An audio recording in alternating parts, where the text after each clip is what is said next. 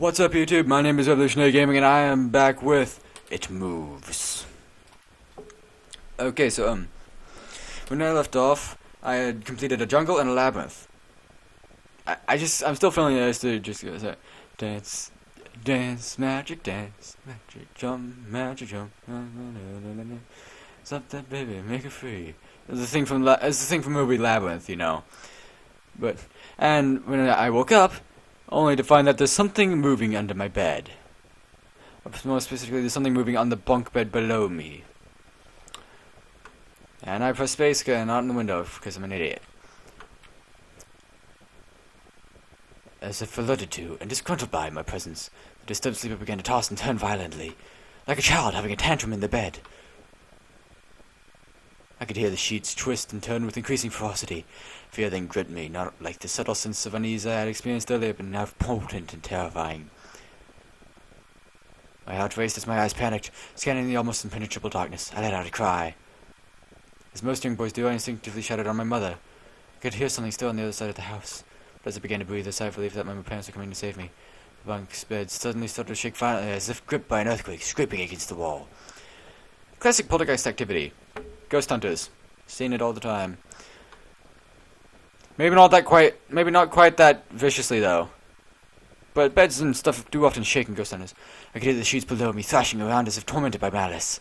I did not want to jump down to safety as I feared the thing in the bottom bunk would reach out and grab me, pulling me into the darkness. So I stayed there, my knuckles clenching my own blanket like a shroud of protection. The wait seemed like an eternity. Something to hear, would you? Yeah, I cried and my mother consoled me. Tears of fear, followed by relief, streamed down my face. Yet, there was a horror and relief. I did not tell her why I was so upset. I cannot explain it, but it was as though whatever had been in that bunk would return if I even so much as spoke of it. Whether that was the truth, I do not know, but as a child I felt as if the unseen menace remained close, listening. My mother lay in the empty bunk, promising to stay there until morning. My mother the next day wanted to go anywhere, be anywhere but in that suffocating room. It was a Saturday, and I played outside, quite happily with my friends. Although our house was not large, we were lucky to have a long sloping garden in the back. We played there often, as much of it was overgrown and we could hide in the bushes, climb in the huge sycamore tree which towered above all else, and easily imagine ourselves in the throes of a grand adventure. As fun as it always was, occasionally my eye would turn to the small window in my room, ordinary, slight, and innocuous. But for me, that thin boundary was a looking glass into a strange, cold pocket of dread. Outside, the lush green surroundings of our garden filled with the smiling faces of my friends. Inside, the feeling of something in that room, watching me play, waiting for the night when I would be alone, eagerly filled with hate. It may sound strange to you, but by the time my parents ushered me back into that room for the night, I said nothing. I didn't protest. I didn't even make an excuse as to why I couldn't sleep there. I still thought that this thing would be enraged if I so much as spoke of it. Not the night came. Great! Bump my mic again.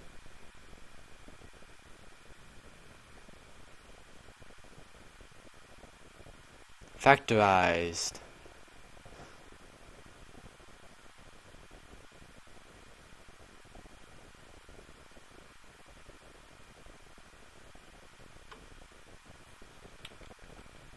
Hello, Skull. You remind me of a game I played, Ouroboros something, Shadow of Ouroboros? I don't remember, it was a long time ago I played it. It was a weird, confusing game.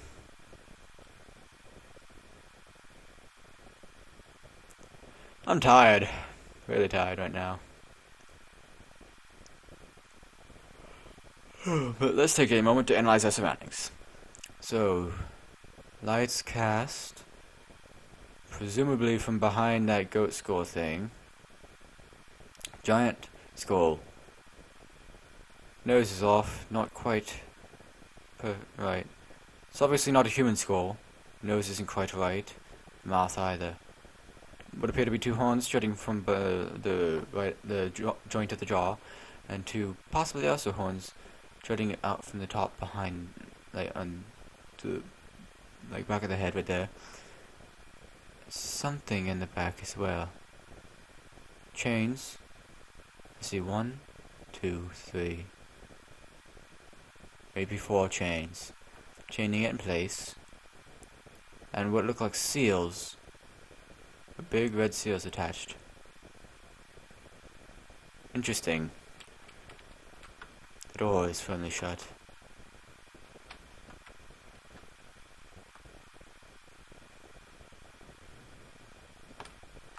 Hello. Banner on a long post. Who wouldn't want to make up details? Huge score.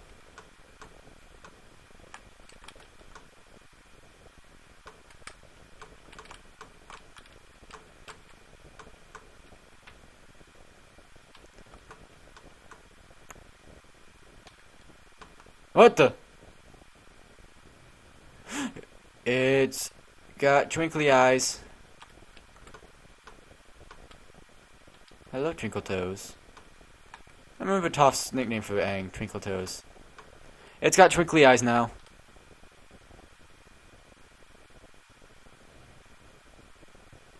You doing good, buddy? Good. Another thing. His twinkly eyes are stronger now. They're no longer just faint flashes, they're now big red beacons that are flashing on and off. Like a lighthouse. Not really like a lighthouse. A lighthouse would be different.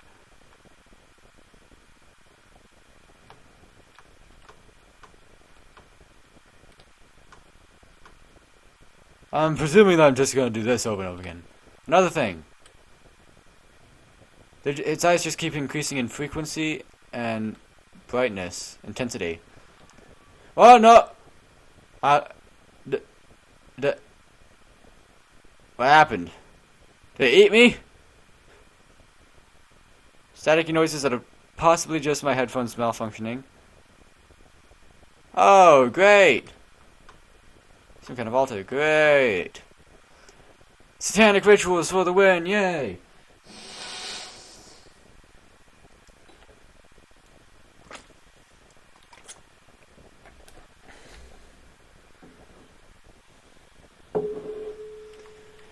Well, I guess we explore now.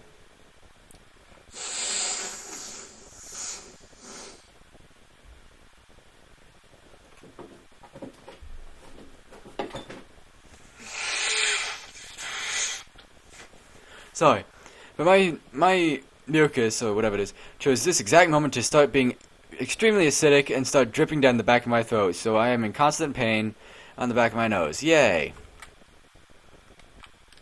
Don't you just love it when it does that?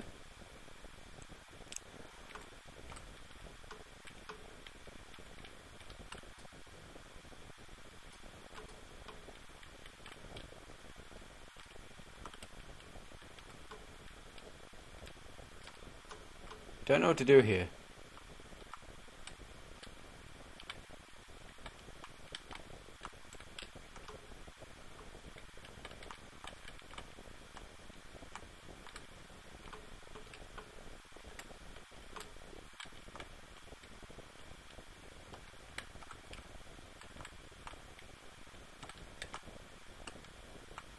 Yeah, I don't know quite what to do here. Maybe this looks like lots of them at an airport. Why are they here?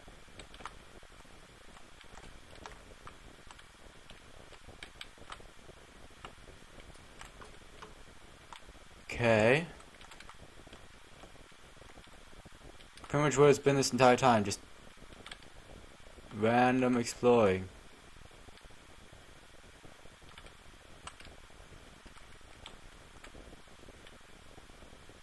Okay.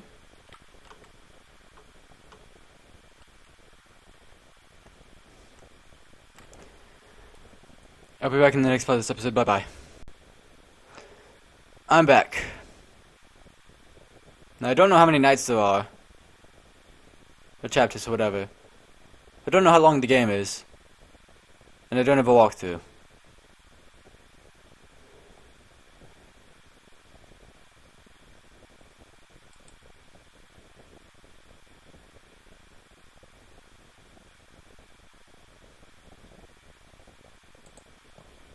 Hold on a sec.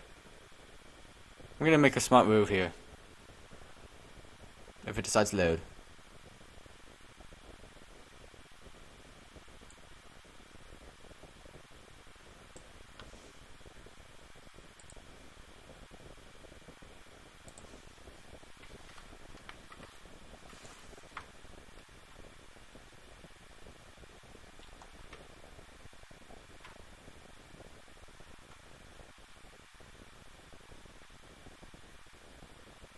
And Chrome is not responding. Great.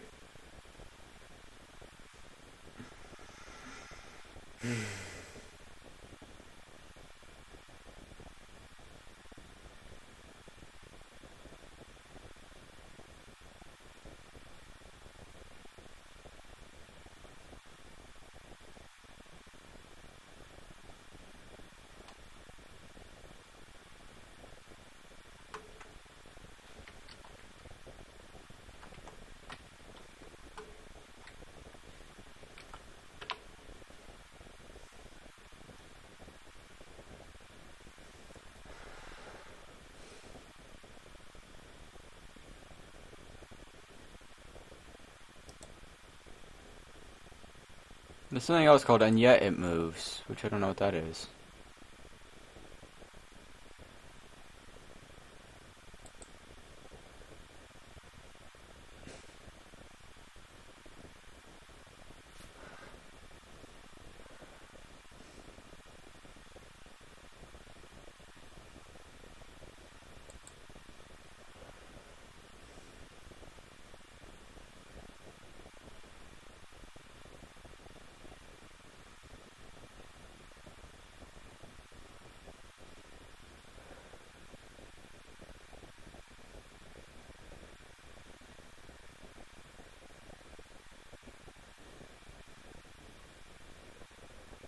Of course, it's a video.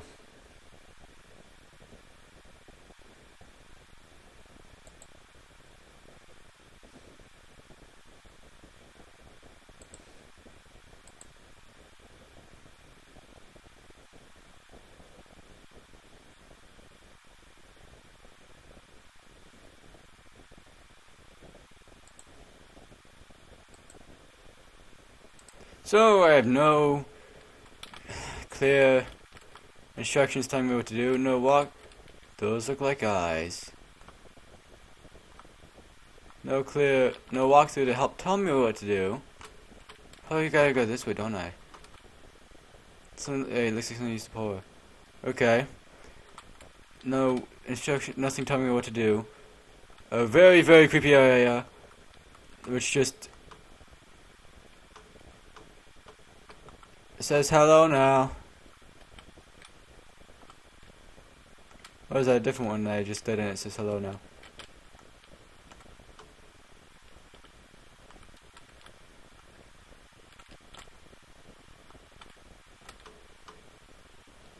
I changed something.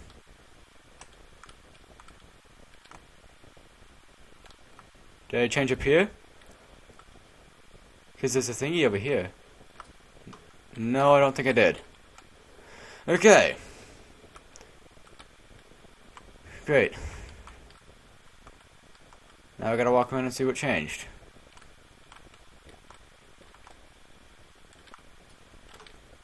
Ain't this fun, kids? Remember to invite me next time you want to have a really fun birthday party. I'm a blast. Best person to have around at a birthday party. By which I mean I'd suck. Hooah! I heard ominous music and then I saw it and I'm like, okay. Oh, so it moved this. How are you? Fine, thank you.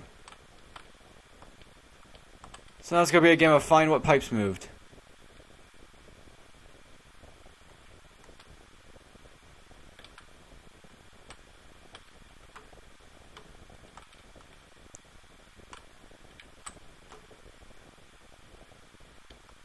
Great. This is fun.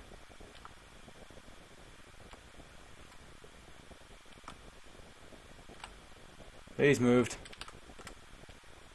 That's a face.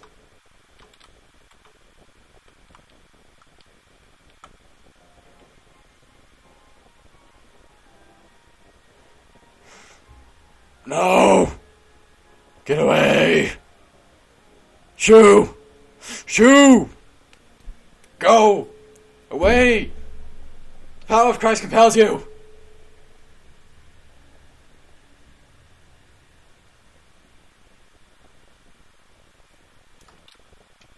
This is what I need to be able to save on my own.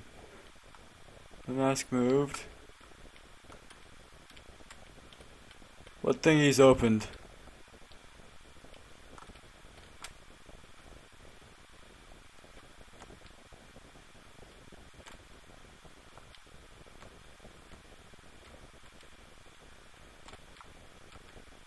Oh, not these ones yet, right? Oh no, they did move. Because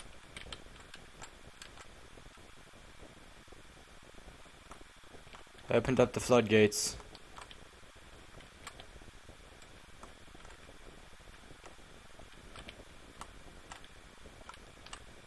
Okay. Okay. Everything is fine.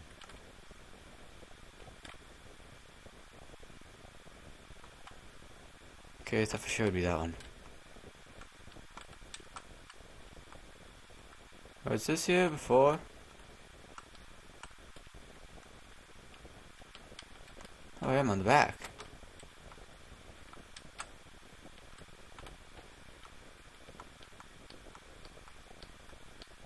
What's the noises? I see you. Hello, Boogie. I remember you, Boogie from the Boogeyman.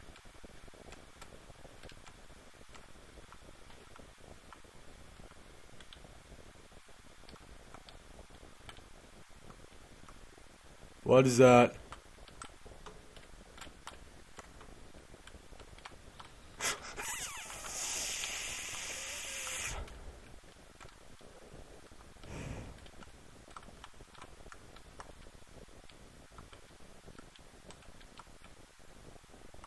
Okay, that didn't open.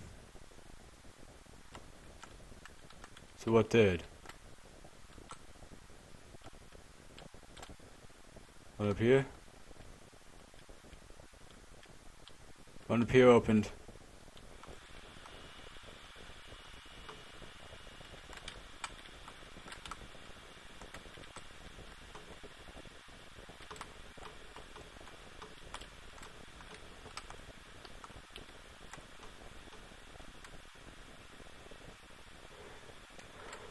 I'll be back in the next part of this episode. Bye bye. I'm back. I'm betting I opened the last door down there.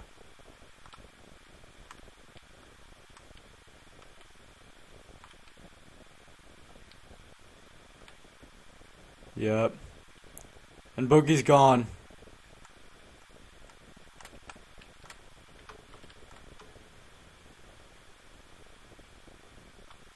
That wasn't too bad. So what do I do now?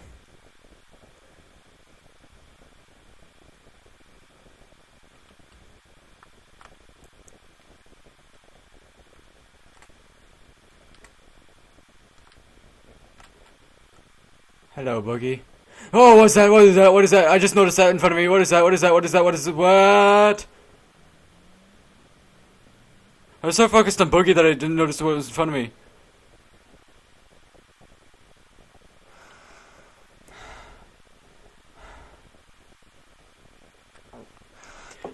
It's funny how certain words can remain hidden from your mind no matter how blatant or obvious they are.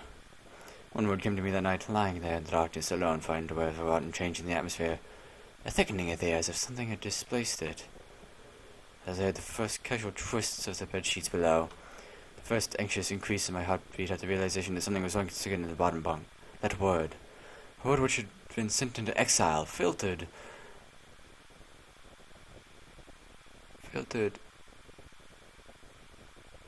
Hold on.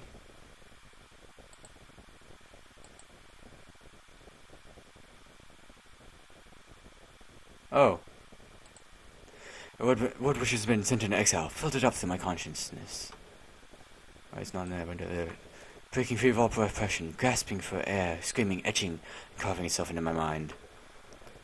Ghost. As this thought came to me, I noticed that my unwelcome visitor had ceased moving. The bedsheets lay calm and dormant, but they'd been replaced by something far more hideous. A slow, rhythmic, rasping breath heaved and escaped from the thing below. I could imagine his chest rising and falling with each sordid, wheezing, and garbled breath. I shuddered and hoped beyond all hope that it would leave without occurrence. The house lay, as it had the previous night, in a thick blanket of darkness. Silence prevailed, all but for the perverted breath of my, as yet, unseen bunkmate. I lay there terrified. I just wanted this thing to go, to leave me alone. What did it want? And something unmistakably chilling transpired. It moved. Hey! It moves. It moved in a way different from before. And it threw itself around in the bottom bunk, it seemed unrestrained, without purpose, almost animalistic. For that thing lying there in the darkness, that thing which seemed intent on terrorizing Aaron Boy, calmly and nonchalantly sat up. His labored breathing had become louder. Now only a mattress and a few flimsy wooden slats separated my body from the unearthly breath below. I lay there, my eyes filled with tears. A fear which mere words cannot relate to you or anyone else coursed through my veins. I would not have believed that this fear could have been heightened, but I was so wrong. I imagined what this thing would look like, sitting there listening from below my mattress, hoping to catch the slightest hint that I was awake. Imagination then turned to an unnerving reality. It began to touch the wooden slats which my mattress sat on. It seemed to caress them carefully, running what I imagined to be fingers and hands across the surface of the wood. Then, with great force, it prodded angrily between two slats, into the mattress. Even through the padding, I felt as though someone had viciously stuck their fingers into my side. I let out an almighty cry, and the wheezing, shaking, and moving thing in the bunk below replied in kind by violently vibrating the bunk as it had done the night before.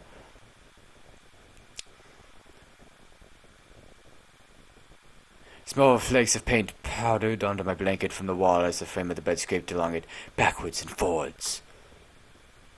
Once again I was bathed in light, and there stood my mother, loving, caring as she always was, with her comforting, calming words, which eventually subdued my hysteria. Of course she asked what it was wrong, but I could not say. I dared not say. I simply said one word over and over and over again. Nightmare.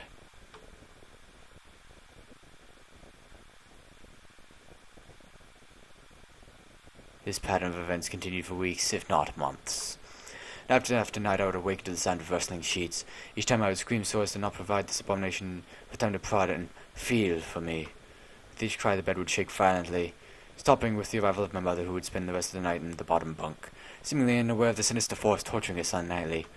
Along the way I imagined a faint illness a few times and come up with other less than truthful reasons for sleeping in my parents' bed. More often than not I would be alone for the first few hours of each night in that place. The room where the light from outside did not sit right. Alone with that thing. With time you could become desensitized to almost anything, no matter how horrific. I'd come to realize that, for whatever reason, this thing could not harm me when my mother was present.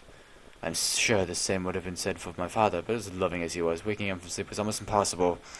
Waking me, on the other hand, was no trouble at all, thanks to the nightmares.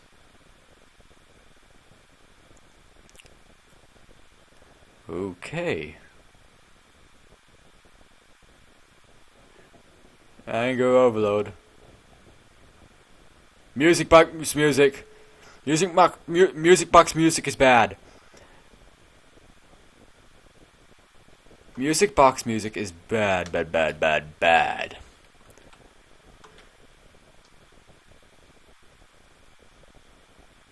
Whew. 10 minutes the first time. 9 minutes the second time. That took 18 minutes.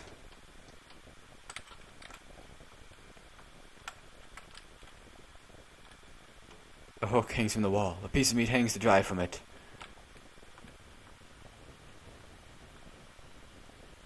Hello. What was that? Earthquake?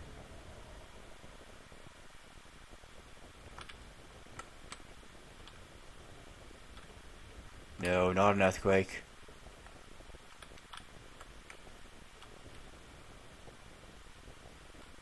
Is that a goose? There's a pattern in the light. Somewhat. Wait for it. Okay, so that's cool. They're making the lightning when it lights. Like these windows, it shows colorful lines instead of just white light. And this thing actually shows the blackness of it on it, and that's cool. The painted glass depicts a scene from the Bible. What scene is that?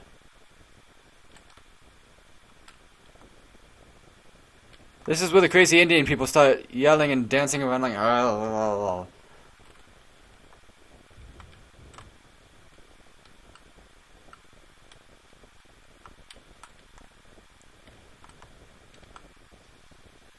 That's a spider! This way! Heads! Body parts!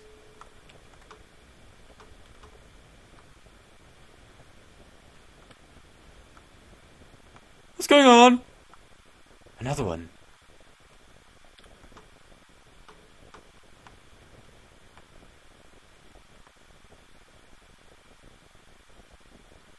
Hello, Frankenstein. Going for a swim, I see.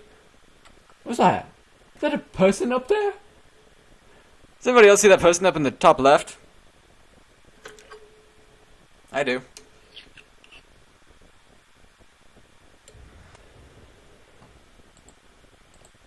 Well, that's all the time I have for this episode, so thank you all so much for watching. Remember to leave a like and a subscribe. Check out my other videos, and I'll see you all next time. Bye-bye.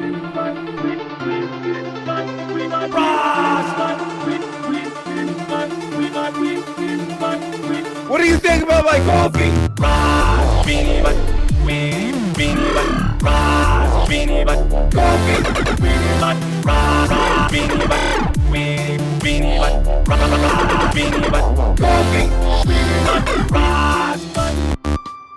What do you think about my coffee?